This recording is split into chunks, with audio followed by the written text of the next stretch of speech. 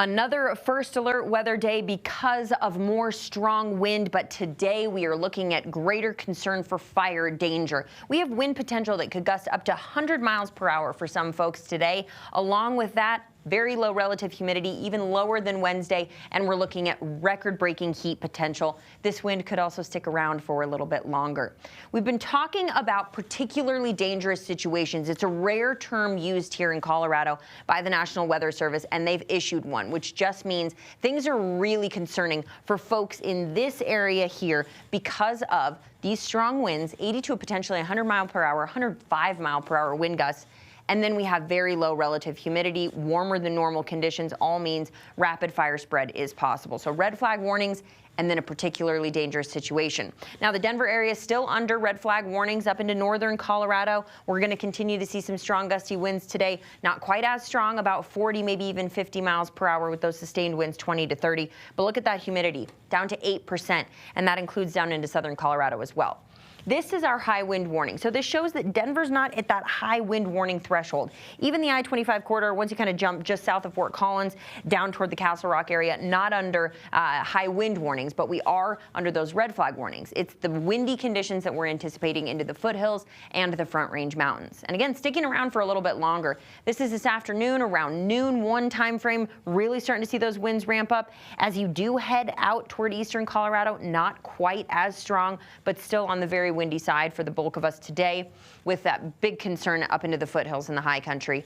Tonight, still dealing with really windy conditions, and then this is your overnight hours. You see those purples? That's not good news on the wind front. That still means that we're dealing with very, very windy conditions. So here to stick around for quite some time. Wind, obviously a big concern, but then you couple that with the heat. Look at these temperatures today. We're getting into the upper 60s, low 70s. It's that downsloping wind racing off of the mountains and warming up the lower atmosphere. So we're going to be dealing with much warmer than normal conditions, all part of that fire danger concern, and then very dry weather as well. We don't have a lot of moisture in our atmosphere today. We're not expecting any rain or anything like that. As we head into tonight, starting to see some snowfall up into the mountains. We'll start to see that creep into northern Colorado, those northern mountains first late tonight, and then gradually start to sink south, moving their way down toward the Telluride area, heading into tomorrow early morning, but more situated along I-70 and north for the snow that we're anticipating going into the weekend, which is great news. The mountains definitely need some snow, but if you are traveling in the high country, be very mindful of the blowing snow. Winter weather advisories are in effect for those areas because we're anticipating snow to fall.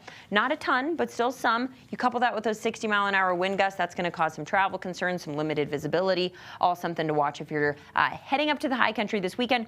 Good news for skiers and snowboarders. You'll get some of that fresh powder, but certainly with the wind, not quite as pleasant going into our weekend. We talk about the warmth today, definitely on the hotter side by December standards. 70 degrees, plenty of sunshine to carry us into the start. We'll see some more increasing cloud cover and those winds really ramp up. Going into the weekend, we are in the 50s with the chance, as that snow moves into the high country, to pick up a few spotty showers in the Denver area for the morning.